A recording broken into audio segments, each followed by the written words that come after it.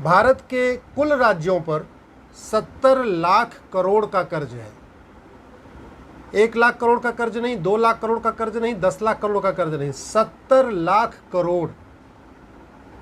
उत्तर प्रदेश पे 6 लाख करोड़ का कर्ज है, बिहार पे 3 लाख करोड़ का कर्ज है, बंगाल पे 4 लाख करोड़ का कर्ज है, महाराष्ट्र पे 6 लाख करोड़ का कर्ज, तमिलनाडु पे 6 लाख करोड़ का कर्ज, आंध्रा तेलंगाना पे 3-3 लाख करोड़ का कर्ज, पंजाब पे 3 लाख करोड़ का कर्ज है। छोटा सा दिल्ली है, इसके ऊपर भी 50,000 करोड़ का कर्ज है। कुल 70 लाख करोड़ का कर्ज है। इसके बावजूद पॉलिटिकल पार्टियां चुनाव के पहले मुफ्तखोरी का कंपटीशन करती हैं। एक पॉलिटिकल पार्टी कहती है कि हम आपको मंगलसूत्र देंगे, दूसरी पॉलिटिकल पार्टी कहती है हम तो चेन देंगे, तीसरी पॉलिटिकल पार्टी कहती है हम तो स्कूटी देंगे, चौथी पॉलिटिकल पार्टी कहती है हम तो कैश भी देंगे। सारे वादे कर रहे हैं, पैसा कहाँ है कुछ नहीं पता। अगर मेरे जेब में 100 रुपये नहीं है और मैं 500 रुपये का सामान खरीदने का वादा करूं, तो इसका मतलब कुछ न कुछ तो गलत करना पड़ेगा ना। इसीलिए इस मुफ्तखोरी को रोकने के लिए मैंने सुप्रीम कोर्ट में PIL फाइल किया। इस साल जनवरी 2022 में मैंने PIL फाइल किया। सुप्रीम कोर्ट ने इस मामले को बहुत गंभीर माना और गंभीर मानते हुए इलेक्शन कमीशन और सेंट्रल गवर्नमेंट को नोटिस जारी किया। 6 महीने बीत चुके हैं, बल्कि 7 महीने बीत गए। 25 जनवरी को सुप्रीम कोर्ट ने नोटिस जारी किया था। आज तक सेंट्रल गवर्नमेंट का जवाब नहीं आया। इलेक्शन कमीशन का जवाब आया, उसने अपना हाथ खड़े कर दिए। इलेक्शन कमीशन कह रहा है कि हम तो ये जो मुफ्तखोरी इसको रोक नहीं सकते, हमारे पास कानून बनाने का अधिकार नहीं है। सेंट्रल गवर्नमेंट का भी जवाब नहीं आया। आज ये मैटर सुप्रीम कोर्ट में लगा हुआ था। मैंने सुप्रीम कोर्ट से कहा कि इलेक्शन कमीशन झूठ बोल रहा है। इलेक्शन कमीशन के पास मुफ्तखोरी रोकने की पावर है। पॉलिटिकल पार्टियों को सिंबल इलेक्शन कमीशन देता है। तो ये सामान्य सी बात है कि जो व्यक्ति कुछ देता है उसके पास लेने की भी पावर होती है। इलेक्शन सिंबल पॉलिटिकल पार्टियां देती हैं, पॉलिटिकल पार्टियों को इलेक्शन सिंबल इलेक्शन कमीशन देता है, इसलिए वो सिंबल वापस ले सकता है। किस पॉलिटिकल पार्टी को स्टेट की मान्यता मिलेगी, किस पॉलिटिकल पार्टी को नेशनल पॉलिटिकल पार्टी की मान्यता मिलेगी, ये भी इलेक्शन कमीशन तय करता है। तो यानी जो पार्टियां मुफ्तखोरी को बढ़ा रही हैं उनकी जो मान्यता है वो भी इलेक्शन कमीशन रद्द कर सकता है। पॉलिटिकल पार्टियों के सिंबल को भी इलेक्शन कमीशन सीज कर सकता है। लोगों के चुनाव लड़ने पे बैन भी कर सकता है। ये पावर है उसके पास, लेकिन वो अपनी पावर यूज़ नहीं करना चाहता। दूसरी तरफ सेंट्रल गवर्नमेंट में कई बार ये बात होती है कि मुफ्तखोरी ठीक नहीं है, लेकिन कानून सेंट्रल गवर्नमेंट ने आज तक नहीं बनाया। इसके पहले भी सुप्रीम कोर्ट ने एक बार बालाजी केस में कहा था कि आप मुफ्तखोरी रोकने के लिए कानून बनाइए, कानून नहीं बना। इलेक्शन कमीशन को कहा था मुफ्तखोरी रोकने के लिए गाइडलाइन बनाओ, गाइडलाइन नहीं बनी। तो आज मैंने यही कहा कि अब ऐसे बात नहीं बनेगी। पॉलिटिकल पार्टियों की मान्यता रद्द करने, कैंडिडेट के चुनाव लड़ने पे रोक लगाने के लिए एक गाइडलाइन ज़रूरी है, सुप्रीम कोर्ट का डायरेक्शन ज़रूरी है। दूसरा, इंडियन पिनल कोड में ब्राइबरी का कानून है, ब्राइबरी की एक धारा है, लेकिन इसको ब्राइबरी माना नहीं जाता। अरे भैया, इससे बड़ी ब्राइबरी क्या होगी। मैं आपको कह रहा हूं कि मुझे आप वोट दोगे तो मैं आपको मंगलसूत्र दे दूंगा, आप मुझे वोट दोगे मैं आपको स्कूटी दूंगा, आप मुझे वोट दोगे मैं आपको फ्री पानी दूंगा, आप मुझे वोट दोगे मैं आपको फ्री की बिजली दूंगा। पॉलिटिकल पार्टी वादा करती है, ये पैसा कहाँ से लाता है? क्या पॉलिटिकल पार्टी अपने घर से पैसा लाती है? क्या कोई नेता अपने घर से पैसा लाता है या पॉलिटिकल पार्टी अपने चंदे में से ये काम करती है? पैसा किसका? टैक्स पेयर का। टैक्स पेयर से पूछा नहीं जाता। 5 करोड़ लोग टैक्स देते हैं, उनसे एक बार नहीं पूछा जाता कि आपने जो टैक्स दिया इसको हम कहाँ खर्च करें, कैसे खर्च करें, फ्री की रेवड़ी बांटें कि नहीं बांटें, फ्री का मंगलसूत्र दें कि नहीं दें, कोई नहीं पूछता। पैसा टैक्स पेयर का मालिक बन के बैठे हैं पॉलिटिकल पार्टियाँ, जो मन करते वादा कर देती हैं और ये भी नहीं देख रहे हैं कि देश की कंडीशन क्या है। 70 लाख करोड़ का कर्जा है। अगर हमने इसको नहीं रोका, यही बात मैंने सुप्रीम कोर्ट से कही आज कि अगर हमने मुफ्तखोरी को नहीं रोका, ये जो मुफ्त में रेवड़ी बांटी जा रही इसको नहीं रोका, भारत का हालत वही होगा जो श्रीलंका की आज हालत हो रखी है।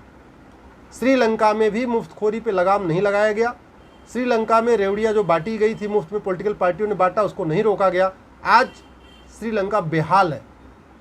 100 रुपये किलो चीनी मिल रही है, 100 रुपये का एक एक लड्डू मिल रहा है वहाँ पे। ये सिचुएशन आ गई, इतनी महंगाई हो गई, पूरी तरीके से बैंकरप्ट हो चुका है श्रीलंका, पूरी इकोनॉमी बर्बाद हो चुकी है। कोई श्रीलंका को उधार देने के लिए तैयार नहीं है। भारत भी जो उधार लेके रेवड़ी बांट रहा है, ये कब तक कौन उधार देगा? कब तक वर्ल्ड बैंक उधार देता रहेगा? कब तक अमेरिका उधार देता रहेगा? कब तक लोग बाहर से उधार देंगे? लोगों ने लंका को उधार देना बंद कर दिया, लंका कोलैप्स हो गया, बर्बाद हो गया लंका। यही हालत कुछ दिन भारत में होगी।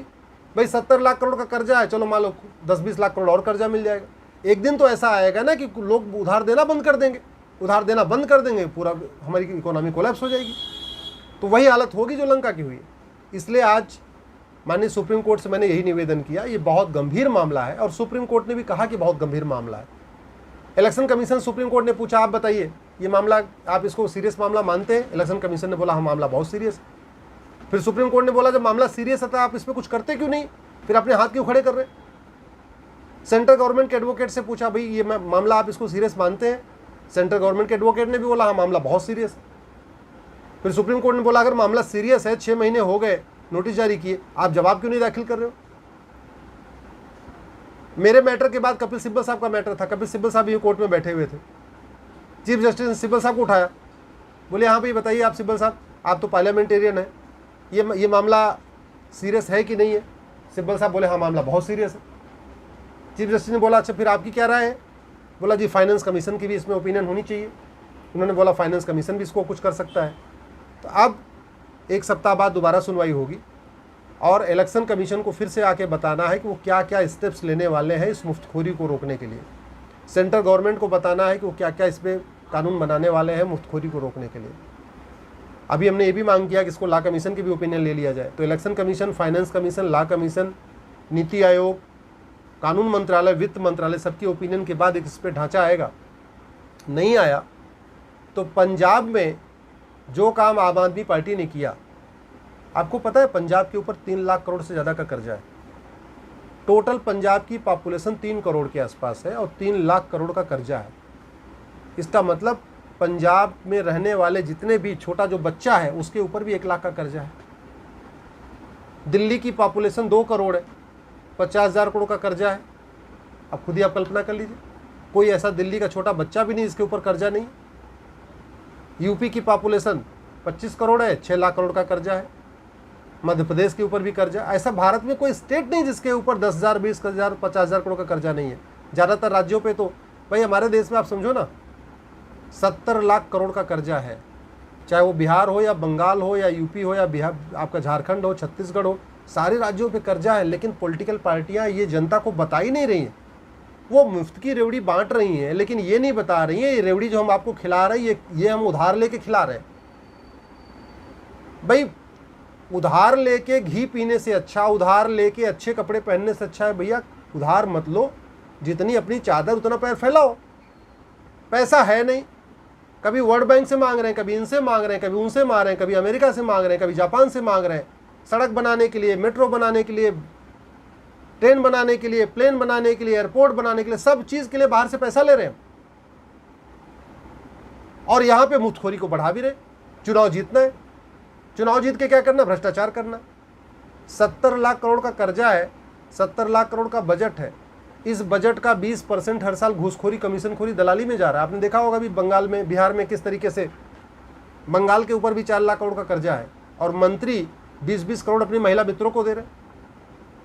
जिस राज्य के ऊपर इतना बड़ा कर्जा हो उस राज्य का एक मंत्री अपनी महिला मित्र को 20 करोड़ रुपए उसके घर में मिला है। अभी भगवान जाने टोटल कितना और पैसा होगा। 20 करोड़ तो कैश मिला है। अभी पता नहीं कितनी पेट्रोल पंप होगी, कितनी और उनके फैक्ट्रियाँ होंगी और क्या क्या उनके पास और प्रॉपर्टी में लगा होगा। हो सकता है कोई शॉपिंग मॉल भी हो सकता है प्लॉटें भी हो सकता है फ्लैट भी हो, भगवान जाने और क्या क्या होगा, वो तो जांच में पता चलेगा।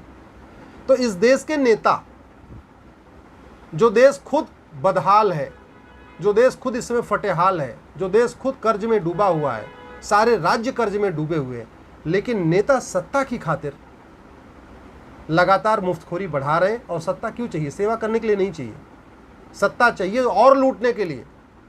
और ज़्यादा जो है, जो कर्ज लेके आ रहे हैं उसको भी और लूट कर अपने घर में रखने के लिए।